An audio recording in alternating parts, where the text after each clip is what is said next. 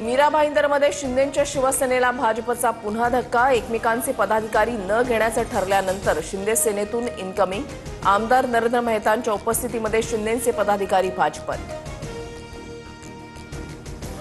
गुलामाने प्रतिक्रिया द्यायची नसते आणि गांडुळानं फणा काढण्याचा प्रयत्न करायचा नसतो। उद्धव ठाकरेंची शिंदेंवर अप्रत्यक्षपणे टीका। तर 2022 मध्ये गुलामांनी काय चमत्कार केला ते सगळ्यांनी पाहिलं, गोगावलेंचं उत्तर। उद्धव ठाकरे आणि विधानसभा अध्यक्ष राहुल नार्वेकरांमध्ये 25 मिनिटं चर्चा। नार्वेकरांच्या भेटीनंतर ठाकरे राम शिंदेंच्या भेटीला अधिवेशन काळातच विरोधी पक्षनेत्याची निवड व्हावी, ठाकरेंची मागणी।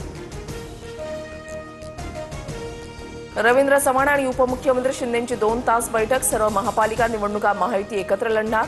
मुंबई ठाण्यामध्ये युती करण्याचा 100% निर्णय, चव्हाणांची माहिती। रवींद्र चव्हाण आणि एकनाथ शिंदेंच्या बैठकीमध्ये बीएमसीसाठी महायुतीचा फॉर्म्युला ठरला।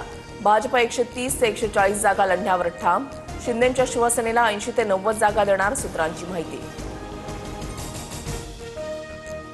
निवडणुकांमध्ये उमेदवारांना ऑफलाईन नामनिर्देशन पत्र दाखल करता येणार। महापालिका, जिल्हा परिषद आणि पंचायत समिती संदर्भात परवानगी। राज्य निवडणूक आयुक्त दिनेश वाघमारे यांची माहिती।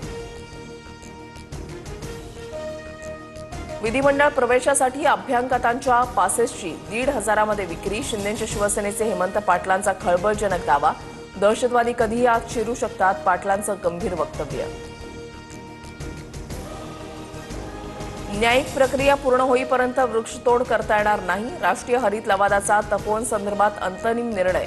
किती झाडं तोडायची आहेत याबाबत तातडीनं अहवाल सादर करण्याच्या सूचना।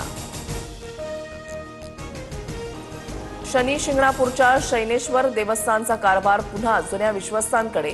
औरंगाबाद खंडपीठाकडून प्रशासकाची नियुक्ती रद्द। विश्वस्त मंडळाकडून निर्णयाचं स्वागत। देशभरात 2027 मध्ये 2 टप्प्यामध्ये जनगणना होणार। केंद्रीय मंत्रिमंडळाचा निर्णय। जनगणनेसाठी 11,718 कोटींचं बजेट मंजूर। अवकाशात आज आणि उद्या प्रकाशाची आतषबाजी होणार। उल्का वर्षाव पाहता येणार, विश्वभारती केंद्राची माहिती। खगोलप्रेमींसाठी मोठी पर्वणी।